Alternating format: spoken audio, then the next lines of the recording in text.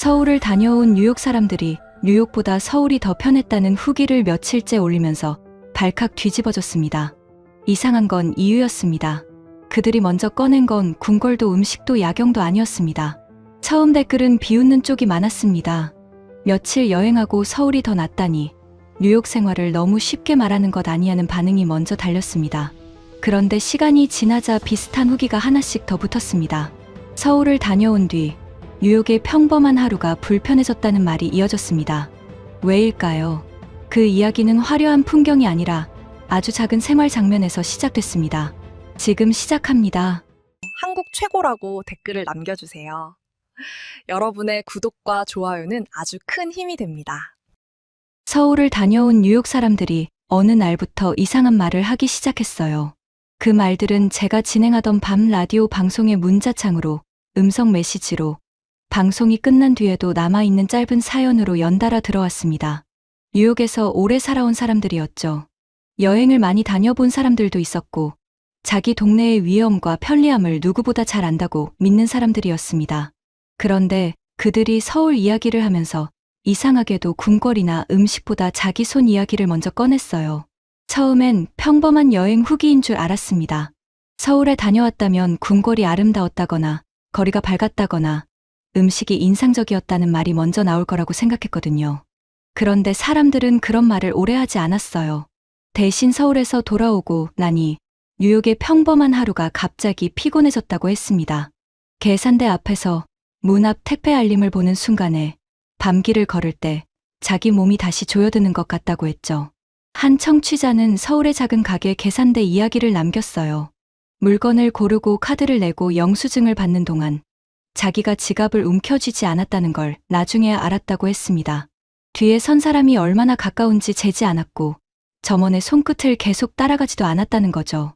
그런데 뉴욕으로 돌아와 동네 가게 계산대 앞에 선 순간 손이 먼저 지갑 쪽으로 갔다고 했어요. 그 짧은 동작 하나가 갑자기 너무 피곤하게 느껴졌다고요.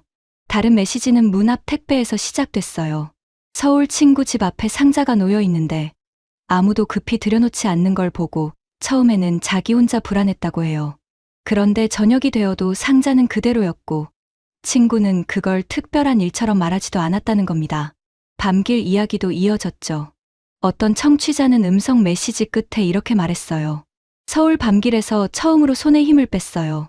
저는 다음 사연으로 넘기려다 손가락을 멈췄습니다. 그 문장이 야경보다 더 오래 남았거든요. 그래도 처음에 저는 꽤 자신 있었어요. 여행 후유증이죠. 하고 웃어넘겼습니다. 낯선 도시에서 며칠 쉬다 오면 자기 도시가 갑자기 거칠게 보일 수 있잖아요. 저는 속으로 조금 더 냉정하게 생각했죠. 대도시를 엽서처럼 비교하면 안 된다. 며칠 본 서울과 평생 사는 뉴욕을 같은 저울에 올리는 건 순진한 비교다. 그때 저는 정말 그렇게 믿었습니다. 저는 뉴욕을 사랑합니다. 이 도시는 제 일터이고 제 문장들이 자라난 곳이고 제가 매일 아침 커피를 들고 다시 걸어 나가는 무대입니다. 뉴욕에서 경계한다는 건 도시를 미워해서 하는 일이 아니에요. 계산대에서는 내 차례와 내 물건을 확인하고 문 앞 상자는 되도록 빨리 들여놓고 밤길에서는 뒤쪽 발소리와 건너편 불빛을 함께 듣습니다. 그건 겁이 아니라 대도시를 아는 태도라고 저는 믿어왔습니다. 그래서 서울을 칭찬하는 사람들에게도 마음 한쪽으로는 이렇게 말하고 있었어요. 여러분은 아직 도시를 생활로 본 게 아닙니다. 좋은 친구를 만났고 좋은 동네를 다녔고 낯선 언어 때문에 불편함조차 새로움으로 포장된 겁니다. 저는 라디오에서 부드럽게 말했지만 속으로는 거의 결론을 내려두고 있었습니다. 서울 찬양은 여행에서 돌아온 사람들이 잠깐 겪는 밝은 착각이라고요. 그런데 설명이 끝까지 가지 않았어요. 왜 그들은 궁궐보다 계산대를 말했을까요? 왜 쇼핑보다 문 앞 택배를 말했을까요? 왜 음식보다 밤길에서 풀린 손을 말했을까요? 여행이 남긴 감상이라기엔 그 장면들이 너무 생활 쪽에 붙어 있었습니다. 저는 그 점이 마음에 걸렸어요. 서울을 다녀온 사람들은 제가 평생 능력이라고 믿었던 기본 동작이 잠깐 사라졌다고 말하고 있었습니다. 서울이 완벽하다는 뜻은 아니었습니다. 어느 도시든 조심해야 할 순간은 있죠. 다만 그들이 말한 건 거창한 안전이 아니라 하루 중 너무 익숙해서 이름도 붙이지 않았던 긴장이 몇 번 쉬었다는 느낌이었습니다. 그날 방송이 끝난 뒤에도 저는 사연 하나를 다시 재생했습니다. 서울 밤길에서 처음으로 손에 힘을 뺐어요. 스피커에서 그 문장이 다시 흘러나오자 저는 칼럼 메모장에 밑줄을 그었습니다. 관광지가 아니라 계산대. 관광지가 아니라 택배. 관광지가 아니라 손. 편했다, 좋았다, 안전했다 같은 말은 지웠습니다. 대신 더 작고 이상한 문장들이 남았어요. 지갑을 안 움켜짐. 상자를 안 뛰어감. 밤길에서 손을 안 쥬. 메모들이 한 장에 모이자 질문이 바뀌었어요. 서울이 얼마나 멋졌느냐가 아니었습니다. 왜 뉴욕으로 돌아온 사람들이 자기 손을 다시 의식하게 되었느냐였죠. 사람은 특별한 풍경보다 매일 반복하던 행동이 흔들릴 때 더 오래 말합니다. 그래서 며칠 뒤 방송에서 그 사연들을 다시 꺼냈어요. 조금은 농담처럼 말했습니다. 서울 여행이 뉴욕 사람들에게 이상한 부작용을 남긴 모양이라고요. 문자창이 바로 움직였어요. 어떤 사람은 맞다고 했고, 어떤 사람은 과장이라고 했고, 또 어떤 사람은 제가 아직 모른다고 했습니다. 그중 한 문장이 제게 곧장 꽂혔어요. 그럼 직접 가서 확인해 보세요. 서울에서 뉴욕 사람들이 무엇을 안 지키게 되는지요. 저는 그 문장을 읽고 잠깐 말을 놓쳤습니다. 청취자 의견이라기보다 제 책상 위에 떨어진 검증 과제 같았거든요. 아니, 솔직히 말하면 도전장에 가까웠죠. 방송이 끝나고 저는 그 문장을 다시 적었습니다. 무엇을 안 지키게 되는가? 보통 여행 이야기는 무엇을 봤는지, 무엇을 먹었는지, 누구를 만났는지로 정리되잖아요. 그런데 이 질문은 반대였습니다. 서울이 뉴욕 사람에게 무엇을 새로 하게 했느냐가 아니라 무엇을 멈추게 했느냐는 질문이었어요. 평생 몸에 새긴 경계 동작을 잠깐이라도 내려놓는다는 뜻처럼 들렸습니다. 저는 감상문처럼 듣는 일을 멈추고 반박할 질문들을 만들기 시작했습니다. 계산대에서 덜 의심받는다는 말이 진짜인가? 무난 물건을 하루 종일 걱정하지 않는다는 말이 과장 아닌가? 사람 많은 지하철과 밤길에서도 몸의 긴장이 덜하다는 말이 가능한가? 좋은 동네가 닫힌 문과 경비 없이도 좋은 동네일 수 있는가?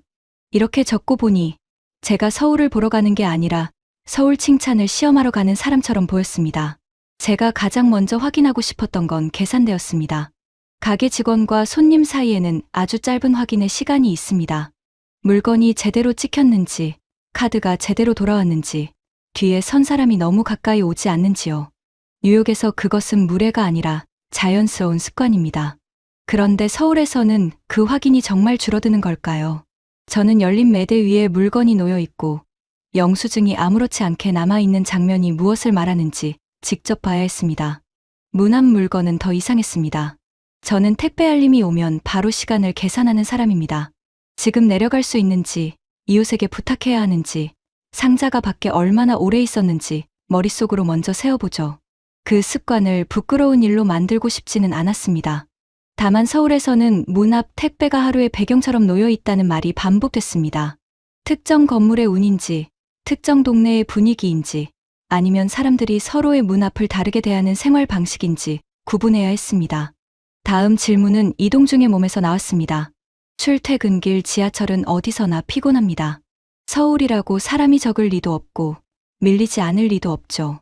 그런데 서울을 다녀온 사람들은 혼잡함보다 긴장의 차이를 말했습니다. 가방을 당기는 속도, 손잡이를 잡은 손의 힘, 옆 사람과의 거리, 늦은 시간 편의점 불빛 아래를 지나갈 때의 걸음 같은 것들이요. 저는 퇴근길 지하철과 밤 편의점 불빛을 직접 통과해 봐야 했습니다. 마지막으로 남은 건 동네의 모양이었습니다. 좋은 동네가 닫힌 문과 경비 없이도 좋은 동네일 수 있는가? 뉴욕에서 좋은 동네라는 말은 종종 단단한 입구, 확인하는 사람, 조심스럽게 설계된 경계와 함께 떠오릅니다. 그게 나쁘다는 뜻은 아니에요. 많은 사람이 그렇게 자기 삶을 지키니까요. 그런데 서울 이야기를 보낸 사람들은 다른 그림을 말했습니다. 문이 열려 있고, 가게가 거리와 붙어 있고, 밤에도 생활의 불빛이 끊기지 않는 열린 생활권이 몸의 판단을 바꾼다고 했습니다. 질문 4개를 세우고 나니 제 의심은 오히려 선명해졌어요. 저는 아직도 그것이 착각일 가능성이 크다고 봤습니다. 며칠 머문 여행자는 도시의 어두운 면을 느껴봅니다. 안내해주는 사람이 있고, 좋은 동선만 지나고, 낯선 언어 때문에 불편함조차 새로움으로 포장되기도 하니까요. 전화 속 목소리만으로는 반박도, 동의도 할 수 없었죠. 그날 밤 저는 빈 원고 파일을 열고 칼럼 제목부터 적었습니다. 서울 여행이 뉴욕인에게 주는 착각, 쓰는 동안에도 저는 조금 웃었습니다. 제가 이길 거라고 생각했으니까요. 제목을 쓰고 나니 해야 할 일이 분명해졌어요. 열린 매대와 영수증, 문 앞 택배, 퇴근길 지하철, 밤 편의점 불빛. 그들이 내려놓았다는 동작이 정말 내려놓을 만한 것이었는지 확인하는 일. 그리고 가능하다면 그 모든 것이 여행자의 짧은 착각이었다는 것을 증명하는 일. 그렇게 저는 서울행 비행기를 예약했습니다. 서울에 도착한 다음 날 아침, 저는 일부러 유명한 곳보다 지하철역 출구 옆 작은 매장으로 먼저 갔습니다. 서울을 칭찬하던 청취자들이 반복해서 말한 건 궁궐이나 음식이 아니라 계산대였으니까요. 정말 도시의 감각이 바뀌는지 보려면 사진에 잘 나오는 장소보다 손이 먼저 움직이는 곳으로 가야 했습니다. 문이 열리자 커피 냄새와 냉장고의 낮은 소리가 먼저 들렸고 출근길 손님들이 좁은 통로를 익숙하게 지나가고 있었습니다. 처음 제 발을 멈추게 한 건 낯선 상품이 아니었어요. 낮은 매대 위에 립밤과 치약, 면도기 같은 생필품이 그대로 놓여 있다는 사실이었습니다. 투명한 문도 없고 직원이 열쇠를 들고 와야 할 잠금 장치도 없었죠. 뉴욕에서는 그런 작은 물건 앞에서도 먼저 호출 버튼을 찾는 일이 익숙했습니다. 직원이 올 때까지 기다리고 뒤에 선 사람의 한숨을 듣고 물건 하나를 꺼내는 일까지 작은 절차가 되곤 했거든요. 그런데 여기서는 손님들이 그냥 손을 뻗었어요. 립밤을 짚고 치약을 바구니에 넣고 면도기를 들고 계산대로 갔습니다. 너무 평범해서 아무도 그 장면을 신기하게 여기지 않았죠. 이상하게도 신기해하는 사람은 저 하나였습니다. 저는 물건 앞에서 손을 뻗다가 멈췄어요. 누가 막은 것도 아닌데 허락을 받기 전에는 이 물건에 닿으면 안 될 것 같은 느낌이 몸에 먼저 올라왔습니다. 결국 저는 계산대 뒤에 있던 직원에게 물었습니다. 이거 그냥 집어도 되는 겁니까? 직원은 잠깐 제 얼굴을 보고 웃더니 고개를 끄덕였습니다. 서울에서 취재 일정을 도와주던 통역자도 옆에서 말했어요. 네, 그냥 고르시면 됩니다. 그 말이 너무 당연하게 들려서 저는 오히려 더 어색했습니다. 아무 일도 아닌 행동을 큰 허락처럼 받아들고 서 있는 제 모습이 보였거든요. 저는 립밤 하나를 집어 바구니에 넣었습니다. 그 작은 물건이 손바닥에 올라오는 순간에도 손끝이 조심스러웠습니다. 마치 누군가가 제 손을 보고 있다가 지금 왜 그걸 집었느냐고 물을 것 같았습니다. 뉴욕에서 배운 습관을 나쁘게 말하고 싶지는 않습니다. 그것은 도시가 오래 가르쳐 준 생존의 동작이니까요. 다만 그날 서울의 작은 매장 안에서는 그 동작이 제 몸에 얼마나 깊게 남아 있는지가 먼저 보였습니다. 계산은 너무 조용하게 끝났어요. 직원은 물건을 찍고 저는 카드를 내고 영수증을 받았습니다. 봉투를 건네받는 손길도 특별히 친절하거나 특별히 무심하지 않았어요. 그냥 다음 손님으로 넘어가는 평범한 흐름이었죠. 그런데 제 몸은 그 흐름을 따라가지 못했습니다. 저는 영수증을 손에 쥔 채 출구 근처에서 잠깐 멈춰 섰어요. 누군가 뒤에서 부를 것 같았습니다. 영수증을 보여달라고 하거나 봉투 안에 물건과 맞춰보자고 할 것 같았죠. 그래서 저는 문 쪽으로 한 걸음 가다가 다시 돌아봤습니다. 직원은 이미 다음 손님의 물건을 찍고 있었고 뒤에 있던 손님들은 제 옆을 자연스럽게 지나갔습니다. 한 사람은 냉장고에서 음료를 꺼냈고 다른 사람은 계산이 끝나자 영수증도 제대로 보지 않고 밖으로 나갔습니다. 제가 계속 출구 앞에 서 있자 통역자가 조심스럽게 말했어요. 영수증은 버리셔도 돼요. 직원도 휴지통 쪽을 가리키며 웃었습니다. 저는 순간 영수증을 더 꼭 쥐었죠. 버려도 된다는 말을 들었는데도 제 몸은 아직 증거를 놓기 싫어했어요. 그 모습이 저도 민망해서 작게 웃었습니다. 물건 하나 산 사람이 왜 출구에서 재판을 기다리는 사람처럼 서 있었는지 그제야 제 눈에도 보였거든요. 그 순간 이상하게도 제 손에 남은 영수증만 장면을 붙잡고 있었습니다. 아무도 요구하지 않은 증거를 저 혼자 꽉 쥐고 있었던 겁니다. 출구 앞에는 저를 확인하는 눈이 없었고 뒤의 손님들은 저를 피해서 지나간 것도 아니었습니다. 그냥 자기 하루를 이어가고 있었어요. 저는 그제야 영수증을 접어 휴지통에 넣었습니다. 손에 들어간 힘이 조금 늦게 풀렸습니다. 매장 밖으로 나오자 저는 노트를 펼쳤습니다. 검증표 첫 줄에는 계산대에서 덜 의심받는다는 말이 진짜인가? 라고 적혀 있었습니다. 서울에 오기 전에 저는 그 옆에 틀렸다는 표시를 하게 될 거라고 생각했습니다. 여행자의 감상은 실제 생활 앞에서 금방 깨진다고 믿었으니까요. 그런데 그날 아침 제 펜은 곧장 결론으로 가지 못했습니다. 저는 확신 대신 물음표를 그렸습니다. 그 물음표는 서울이 완벽하다는 뜻이 아니었습니다. 작은 매장 하나로 도시 전체를 판단할 수 없다는 것쯤은 저도 알고 있었습니다. 하지만 처음으로 제 반박에는 작은 금이 갔습니다. 빠르게 살 수 있어서가 아니었습니다. 물건이 싸서도 아니었습니다. 그곳에서 저는 손님이기 전에 잠재적 문제로 세워지는 느낌을 덜 받았습니다. 그 차이가 생각보다 크게 남았습니다. 상점 안에서는 그랬습니다. 하지만 저는 곧바로 인정하고 싶지 않았어요. 계산대는 직원이 있고 손님들이 지켜보는 공간입니다. 그렇다면 아무도 지켜보지 않는 문 앞에서는 어떨까요? 남의 물건이 복도에 놓여 있고 주인은 보이지 않는 상황에서도 이 감각이 유지될까요? 그 질문은 그날 오후 숙소 엘리베이터 문이 열리자마자 제 앞에 놓였습니다. 복도에는 택배 상자가 여러 개 놓여 있었어요. 갈색 상자와 흰 봉투가 문 앞마다 기대어 있었고 어떤 것은 신발장 옆에, 어떤 것은 현관문 바로 아래에 놓여 있었습니다. 저는 순간적으로 걸음을 늦췄죠. 누가 이걸 두고 간 건지, 얼마나 오래 있었는지, 주인은 알고 있는지부터 생각했습니다. 저에게 문 앞의 상자는 늘 시간과 경쟁하는 물건이었으니까요. 저는 통역자에게 물었어요. 이거 주인이 잊은 겁니까? 관리실에 알려야 하는 것 아닙니까? 그는 상자를 한번 보고는 별일 아니라는 얼굴로 대답했습니다. 퇴근하면 가져가겠죠. 조금 있다가 가져갈 거예요. 그 말이 너무 가볍게 지나가서 저는 오히려 다시 상자를 봤습니다. 제가 무겁게 들고 있던 생각이 그 복도에서 혼자만 큰 소리를 내는 것 같았어요. 그래도 저는 쉽게 물러나지 않았어요. 혹시 문제가 생기면 제보가 될 수도 있지 않습니까? 하고 휴대폰을 꺼냈습니다. 상자들이 놓인 복도를 사진으로 남기려는 순간 통역자가 낮은 목소리로 말했어요. 그건 그냥 남의 택배예요. 사건처럼 찍으면 오히려 이상해 보여요. 저는 손을 멈췄습니다. 제가 택배를 지키려는 사람인지 남의 물건을 더 의심스럽게 만드는 사람인지 순간 헷갈렸죠. 뉴욕에서 배송 알림은 하루를 잘게 자릅니다. 지금 내려갈 수 있는지, 이웃에게 부탁해야 하는지, 현관 카메라가 제대로 켜져 있는지, 택배 보관함에 들어갔는지부터 확인하게 됩니다. 커피를 마시다가도 알림이 울리면 마음이 문 앞으로 뛰어갑니다. 그것이 과한 걱정이라기보다 여러 번 배운 현실적인 계산이었습니다. 그래서 저는 그 복도에서 사람들이 너무 태평해 보이는 게 아니라 제 머릿속 계산이 너무 빠르게 돌아가는 것처럼 느껴졌습니다. 방으로 가는 동안에도 저는 자꾸 뒤를 돌아봤습니다. 엘리베이터 앞에서 한 번, 계단 쪽에서 한 번, 방문 앞에 서서 또 한 번 봤어요. 복도를 지나던 사람들은 그런 제 시선을 따라오지 않았습니다. 누군가는 집 문을 열었고, 누군가는 음식물 봉투를 들고 지나갔고, 아이를 부르는 목소리가 문 안쪽에서 흘러나왔죠. 상자를 두고도 사람들의 하루는 멈추지 않았습니다. 사건을 보고 있는 사람은 거의 저 혼자였습니다. 상자들은 복도의 주인공이 아니라 배경처럼 놓여 있었어요. 그 말이 이상하게 들릴지 모르지만 저에게는 바로 그 배경처럼 놓여 있다는 사실이 충격이었습니다.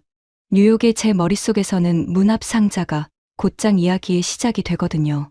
없어지면 어떡하지? 누가 가져가면 어떡하지? 지금 가야 하나? 늦으면 안 되나? 그런데 이 복도에서는 그 질문들이 아무에게도 급히 전달되지 않는 것처럼 보였습니다. 저녁에 다시 복도로 나왔을 때 상자 몇 개는 사라져 있었고 다른 작은 봉투가 새로 놓여 있었어요. 복도는 더 위험해 보이지 않았습니다. 오히려 더 생활에 가까워져 있었죠. 문틈으로 저녁 냄새가 새어나오고 신발장 옆 우산이 젖은 채 서 있고 엘리베이터는 조용히 오르내렸습니다. 저는 그제야 그 공간이 사건 현장이 아니라는 걸 느꼈어요. 사람들이 자기 하루를 잠깐 문 앞에 내려놓는 생활 공간에 가까웠습니다. 그때 문이 하나 열리고 어린아이가 어른 손을 잡고 나왔습니다. 아이는 문 앞에 상자를 흘낏 보더니 그냥 지나갔어요. 어른도 아무 말 없이 아이 손을 조금 자기 쪽으로 당겨 상자를 피하게 했습니다. 가르친다는 표정도 아니었습니다. 그냥 남의 물건 앞에서는 그렇게 지나가는 법을 보여주는 작은 동작 같았습니다. 저는 그 손을 오래 봤습니다. 그렇다고 이 도시에서는 아무것도 사라지지 않는다고 쓰고 싶지는 않았습니다. 그런 문장은 너무 쉽고 너무 위험합니다. 제가 본 것은 절대 안전이 아니라 그날의 복도였습니다. 적어도 그 복도에서는 물건 하나가 사람의 하루를 계속 붙잡고 흔들지 않았습니다. 상자가 놓여 있어도 누군가의 저녁이 곧장 중단되지 않았고 알림 하나가 마음 전체를 문 앞으로 끌고 가지 않는 것처럼 보였습니다. 방으로 돌아와 저는 노트를 펼쳤어요. 무난 물건을 하루 종일 걱정하지 않는다는 말이 과장 아닌가. 라는 줄 아래에 천천히 적었습니다. 하루가 물건을 지키는 일로 끊기지 않는다. 문장을 쓰고 나서도 한참 펜을 내려놓지 못했어요. 그 말은 서울을 칭찬하는 문장이라기보다 제가 살던 도시의 하루가 얼마나 자주 작은 긴장으로 잘렸는지 처음 인정하는 문장에 가까웠습니다. 그날 밤 검증표에는 2개의 흔들린 줄이 생겼습니다. 계산대 옆에는 물음표가 있었고 택배 옆에는 제가 새로 적은 문장이 있었습니다. 아직 제 반박은 끝나지 않았습니다. 사람 적은 매장과 조용한 복도에서는 그럴 수 있습니다. 하지만 도시의 진짜 표정은 사람이 몰릴 때와 밤이 내려왔을 때 더 선명해지죠. 저는 다음 날 지하철역으로 갈 생각을 하며 손바닥을 펴봤습니다. 이번에는 영수증이 없었는데도 손에는 아직 조금 힘이 남아 있었습니다. 다음 날 오후, 저는 일부러 퇴근 시간이 가까워질 때까지 기다렸어요. 작은 매장과 조용한 복도에서는 제 반박이 흔들렸지만 아직 마음 한쪽은 버티고 있었습니다. 사람이 적은 곳이라면 그럴 수 있다. 하지만 도시의 진짜 표정은 사람이 몰릴 때 나온다. 저는 그렇게 생각했죠. 뉴욕에서라면 그 시간에 제 몸은 먼저 준비를 합니다. 가방을 어느 쪽으로 둘지, 휴대폰은 언제 넣을지, 출구는 어디로 잡을지부터 계산하니까요. 지하철역 계단을 내려가자마자 공기가 달라졌어요. 바깥보다 따뜻했고 발걸음 소리와 안내 방송이 천장 아래에서 섞이고 있었습니다. 개찰구 앞에는 사람들이 빠르게 지나갔지만 이상하게 서로를 밀어내는 느낌만으로 움직이지는 않았죠. 카드를 찍고 들어가는 줄이 생겼고 바닥에는 걸어가는 방향을 알려주는 화살표가 있었습니다. 저는 그 화살표를 보면서도 가방끈을 앞으로 당겼어요. 휴대폰은 화면이 보이지 않게 손으로 덮었습니다. 곧이어 안쪽 주머니에 넣었고 손은 다시 가방 지퍼 위로 올라갔어요. 그 동작은 제가 일부러 생각해서 한 게 아니었죠. 사람이 많아지면 몸이 먼저 하는 일이거든요. 군중 속에서 주머니와 가방을 확인하는 건 불안함이 아니라 도시를 배운 사람의 예절처럼 제 안에 남아 있었습니다. 환승 통로로 들어서자 사람의 흐름은 더 빨라졌습니다. 천장에는 환승 표지가 이어졌고 바닥 화살표는 어느 쪽으로 걸어야 하는지 계속 말해주고 있었어요. 저는 그 표지들을 따라가면서도 어깨를 조금 움츠렸습니다. 그때 누군가 제 어깨를 스치고 지나갔습니다. 큰 충돌도 아니었어요. 하지만 제 손은 먼저 바지 주머니를 눌렀고 바로 가방 앞쪽을 확인했습니다. 그 사람은 이미 사람들 사이로 멀어지고 있었어요. 누구도 저를 노린 것 같지는 않았습니다. 그런데 제 몸은 이미 작은 사건 하나를 끝낸 사람처럼 긴장해 있었죠. 저는 그 자리에서 잠깐 멈췄습니다. 뒤에서는 사람들이 저를 피해서 지나갔고 안내 방송은 다음 열차가 곧 들어온다고 말하고 있었습니다. 승강장 쪽으로 내려가는 사람들은 계단 한쪽을 비워두고 움직였습니다. 승강장에는 사람이 많았습니다. 하지만 무너진 장면은 아니었어요. 문이 열리자 먼저 내리는 사람들이 빠져나왔고 기다리던 사람들은 조금 옆으로 물러섰다가 다시 안으로 들어갔습니다.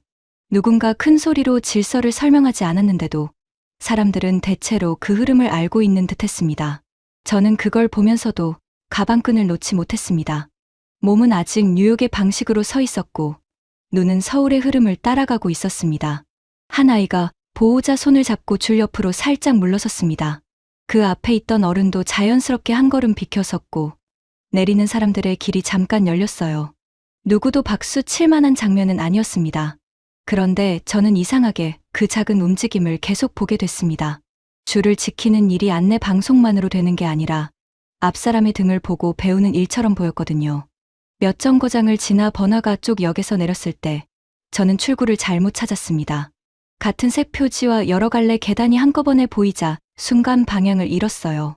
저는 벽에 붙은 지도를 보다가 다시 휴대폰을 꺼냈고 사람들이 제 뒤에서 밀려오는 것 같아 한쪽으로 비켜섰습니다. 그때 옆에 서 있던 시민 한 사람이 제 화면을 보고 손으로 반대쪽 통로를 가리켰습니다. 그는 번역 화면을 잠깐 보여주었습니다. 이쪽이 아니라 저쪽으로 가면 된다는 짧은 말이었어요. 대단한 친절이라기보다 길을 막고 선 사람에게 방향을 알려주는 아주 빠른 도움에 가까웠습니다. 그는 곧바로 자기 길을 갔고 저는 그가 가리킨 쪽으로 걸었습니다. 그런데 그 짧은 손짓이 이상하게 오래 남았습니다. 사람들이 많아서 제가 더 불안해진 게 아니라 제가 멈췄을 때도 흐름이 완전히 적으로 변하지 않았다는 느낌 때문이었습니다. 옆 밖 번화가는 더 복잡했습니다.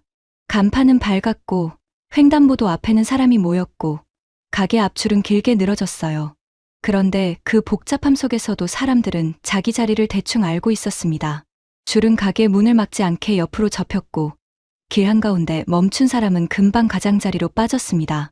저는 그 장면을 보며 노트를 꺼냈습니다. 처음 적어둔 문장은 서울은 사람이 적어서 편한가에 가까웠습니다. 하지만 그날의 답은 그쪽이 아니었어요.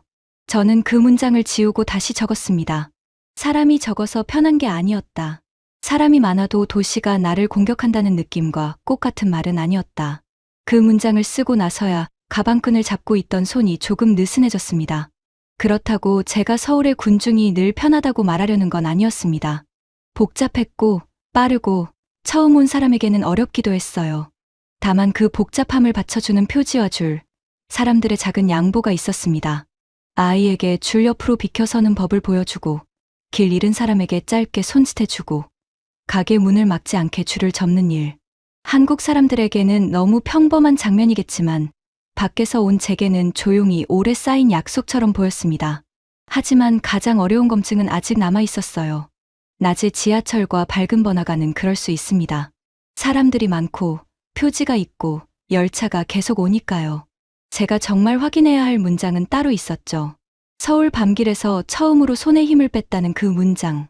그래서 그날 밤 저는 숙소방에 앉아 있다가 일부러 더 늦은 시간에 밖으로 나갔습니다. 목적지는 멀지 않았습니다.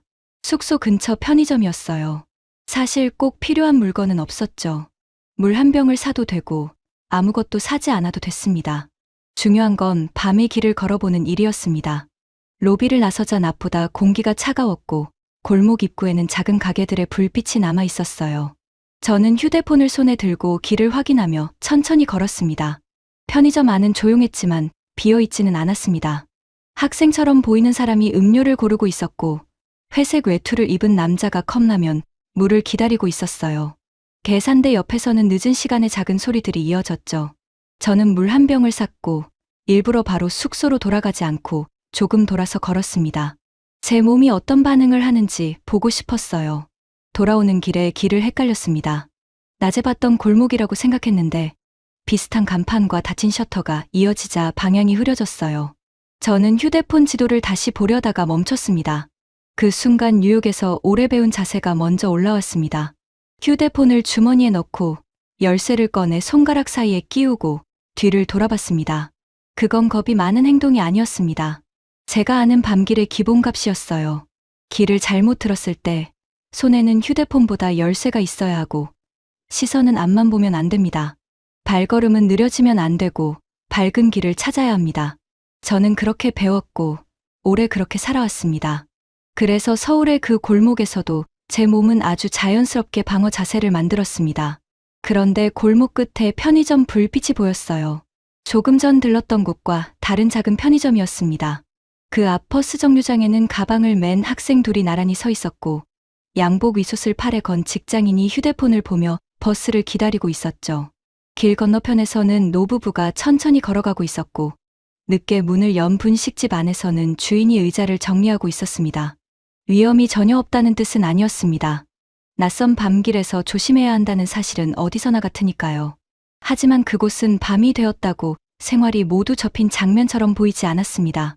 사람들은 저를 둘러싼 배경이 아니라 자기 하루를 마무리하는 중이었습니다. 누군가는 버스를 기다리고 누군가는 집으로 가고 누군가는 가게 문을 닫고 있었습니다. 저는 그 장면을 보다가 제가 열쇠를 너무 세게 쥐고 있다는 걸 알아차렸어요. 손바닥 안쪽이 조금 아팠습니다. 금속 모서리가 손가락에 닿아 있었고 어깨는 아직 뒤쪽 소리에 맞춰 긴장해 있었죠. 저는 다시 한번 뒤를 돌아봤습니다. 그리고 천천히 숨을 내쉬었어요. 그 다음 아주 천천히 열쇠를 쥔 손을 폈습니다. 그 손이 펴지는데 생각보다 시간이 걸렸어요. 머리로 안전하다고 결론을 내린 뒤에 한 행동이 아니었기 때문입니다. 먼저 보인 것은 불빛과 정류장과 귀가하는 사람들의 흐름이었어요. 그 장면을 보는 동안 제 손이 조금 늦게 따라온 겁니다. 저는 열쇠를 주머니에 넣지 않고 손바닥 위에 느슨하게 올려두었습니다. 그것만으로도 몸의 자세가 달라졌어요. 숙소로 돌아와 저는 녹음기를 켰습니다. 밤길에서 안전하다고 판단해서 손을 편 게 아니었다. 손이 먼저 너무 세게 쥐고 있다는 걸 알아차렸고 그 다음에 천천히 풀렸다. 저는 그렇게 말했어요. 말하고 나니 초반에 들었던 청취자의 문장이 다시 떠올랐습니다. 서울 밤길에서 처음으로 손에 힘을 뺐어요. 그 문장이 이제는 감상이 아니라 몸의 기록처럼 들렸습니다. 그날 밤의 일만으로 도시 전체를 말할 수는 없습니다. 저는 그런 식의 결론을 경계해요. 다만 그 밤 제가 확인한 것은 있었습니다. 서울의 밤은 제 방어 자세를 조롱하지 않았고 동시에 끝까지 꽉 쥐고 있으라고만 요구하지도 않았습니다. 생활이 늦은 시간까지 이어지는 길 위에서 제 손은 잠깐 다른 선택을 배운 것 같았어요. 침대 옆에 노트를 놓고도 저는 한동안 불을 끄지 못했습니다.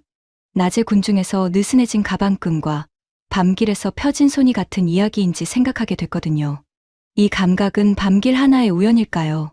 아니면 서울의 생활권 전체가 사람에게 주는 더 큰 감각일까요? 다음 검증표의 빈칸은 그 질문으로 남아 있었어요. 다음 날 아침, 저는 노트에 남은 질문을 들고 다시 밖으로 나갔습니다.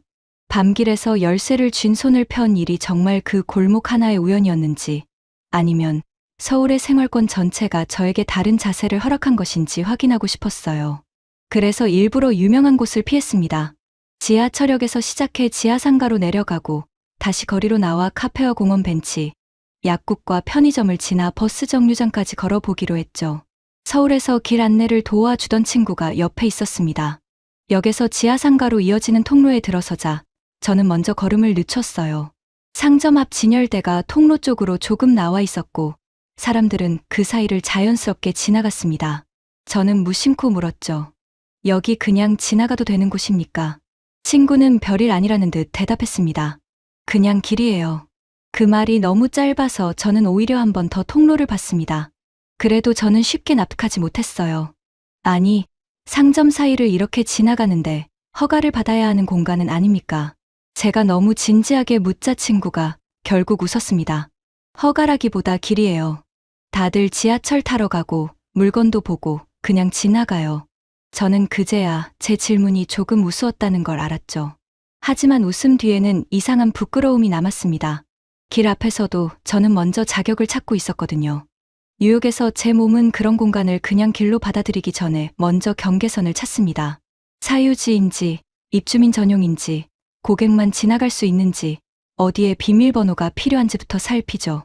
표지가 없으면 편한 게 아니라 더 조심스러울 때도 있습니다. 그런데 서울의 그 지하상가에서는 역과 가게와 통로가 한 장면처럼 붙어 있었습니다.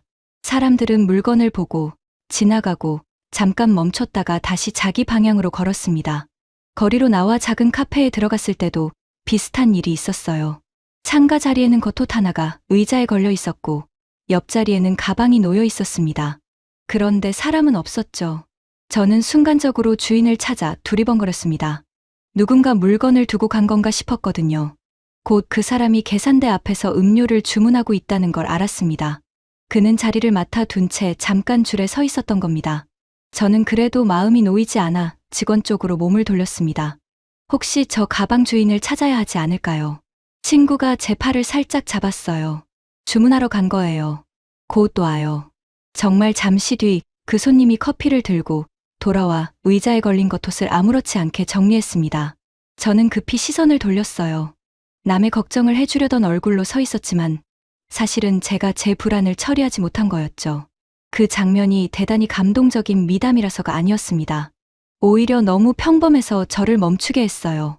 누군가의 가방이 잠깐 의자에 놓여 있고 다른 사람들은 그 앞을 그냥 지나가고 주인은 커피를 들고 돌아옵니다. 서울 사람들은 그것을 사건으로 부르지 않았습니다. 저는 그 평범함이 오히려 더 낯설었어요. 커피를 들고 밖으로 나오자 공원 쪽 벤치가 보였습니다. 노인 한 분은 장바구니를 옆에 두고 쉬고 있었고 아이는 보호자 옆에서 과자를 먹고 있었습니다.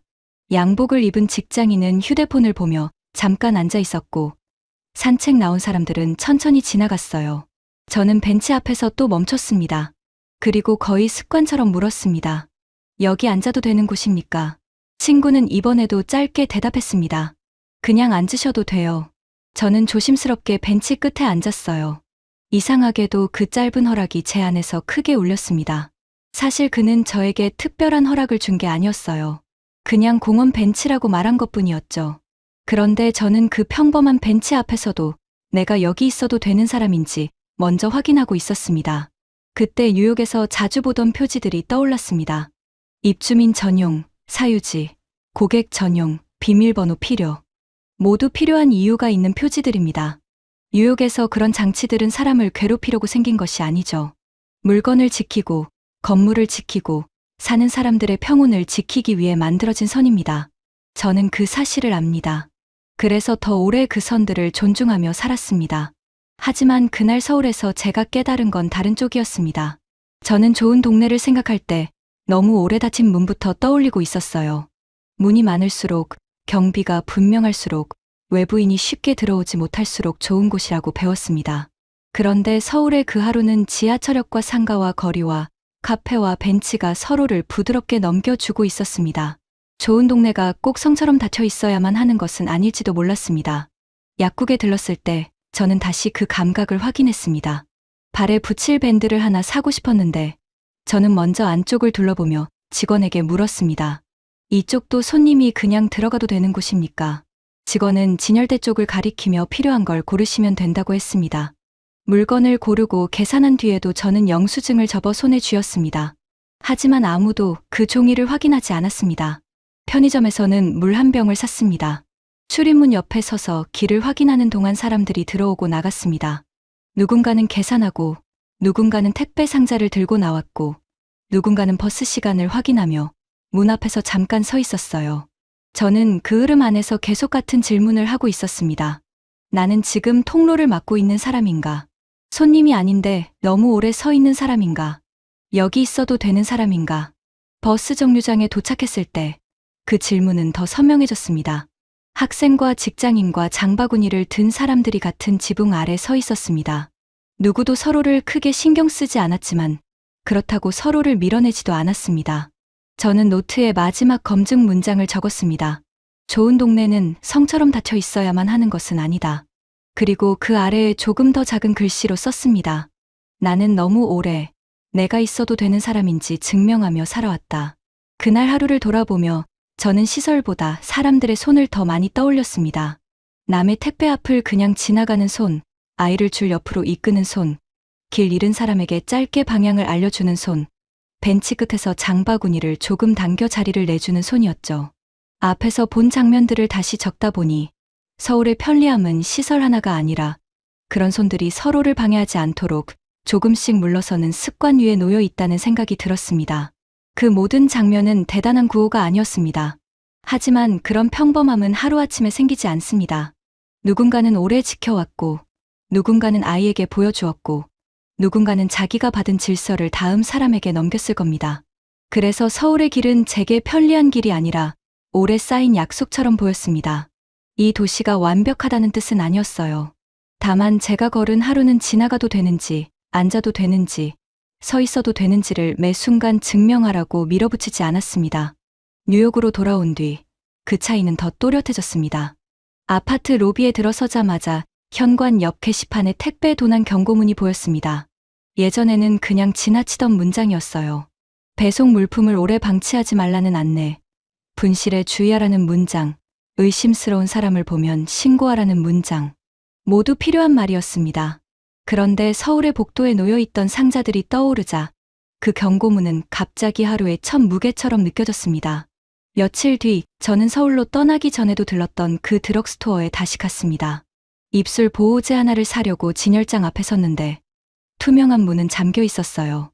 호출 단추를 눌렀고 저는 직원이 올 때까지 기다렸습니다. 뒤에서는 누군가 한숨을 쉬었고 저는 괜히 다른 진열대를 보는 척했죠. 직원이 와서 열쇠로 문을 열고 작은 물건 하나를 꺼내 제 손에 건네고 다시 문을 잠갔습니다. 그 절차가 틀렸다는 말은 아니었습니다. 이 도시에는 이 도시가 견뎌온 문제가 있고 그 문제를 막기 위해 생긴 방식이 있습니다. 저는 그것을 오래 이해해왔습니다. 그런데 서울에 열린 매대 앞에서 제가 물건을 짚고 계산하고 그냥 나왔던 순간이 겹쳐졌습니다. 같은 물건을 사는 일인데 한쪽에서는 제가 손님으로 시작했고 다른 한쪽에서는 절차가 먼저 저를 둘러쌌습니다. 계산을 마치고 밖으로 나오려는데 제 손에 영수증이 있었습니다. 저는 그것을 꽉 쥐고 있었어요.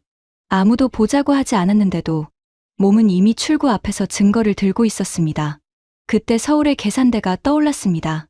물건을 사고 영수증을 들고 멈췄지만 결국 버리셔도 된다는 말을 듣고 민망하게 웃었던 장면 말입니다. 저는 뉴욕의 출입문 앞에서 제 손을 내려다봤습니다. 손은 또 무언가를 증명할 준비를 하고 있었습니다. 지하철에서도 마찬가지였습니다. 사람이 많아지자 제 손은 자연스럽게 가방끈을 감았습니다. 밤길에서는 열쇠가 손바닥 안으로 들어왔고 뒤쪽 소리에 맞춰 어깨가 먼저 굳었습니다. 저는 그 행동들을 부끄럽게 여기고 싶지는 않았습니다.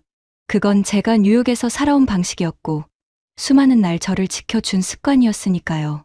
다만 이제는 그 습관의 무게가 보였습니다. 라디오 방송으로 돌아온 날, 한 청취자가 메시지를 보냈습니다. 그래도 서울은 여행 후유증이었나요? 저는 잠깐 대답하지 못했습니다. 여행 후유증이라면 흐려져야 했는데 서울에서 본 장면들은 오히려 뉴욕의 평범한 하루를 더 또렷하게 만들고 있었거든요. 택배 경고문, 잠긴 진열장, 손에 쥔 영수증, 가방끈, 열쇠. 모두 제가 매일 들고 살던 것들이었습니다. 저는 마이크 앞에서 조용히 말했습니다. 제가 서울을 너무 쉽게 설명하려 했던 것 같습니다. 대도시를 모르는 사람들의 순진한 비교라고 생각했지만 서울에서 본 것은 순진한 감상이 아니었습니다. 남의 물건 앞을 그냥 지나가고 줄을 조금 비켜서고 길을 묻는 사람에게 손짓해주는 평범한 반복이었죠. 뉴욕을 덜 사랑하게 된 건 아니었습니다. 서울을 완벽한 도시라고 말하려는 것도 아니었어요. 다만 제가 능력이라고 믿었던 경계심이 꽤 무거운 짐이었다는 걸 인정해야 했습니다. 방송이 끝난 뒤 저는 칼럼 파일을 열었습니다. 처음 적어두었던 제목은 아직 그대로 남아 있었어요. 서울 여행이 뉴욕인에게 주는 착각. 그 문장에는 서울에 오기 전의 자신감이 그대로 들어 있었습니다. 저는 그 제목을 한 글자씩 지웠습니다. 화면이 비자 이상하게 조용해졌어요. 그리고 빈 줄 위에 새 제목을 적었습니다. 뉴욕인들이 서울을 더 좋다고 말한 진짜 이유. 손에 힘을 빼도 되는 도시. 마지막 문장은 오래 걸렸습니다. 서울이 완벽하다는 말은 아니었다. 뉴욕이 틀렸다는 말도 아니었다. 다만 도시가 사람에게 매 순간 방어 자세를 요구하지 않을 때 하루가 얼마나 가벼워지는지를 서울에서 처음 알았다. 저는 그 문장을 쓰고 손을 폈어요. 이번에는 누가 시켜서가 아니라 제가 제 기준을 내려놓기 위해서였습니다.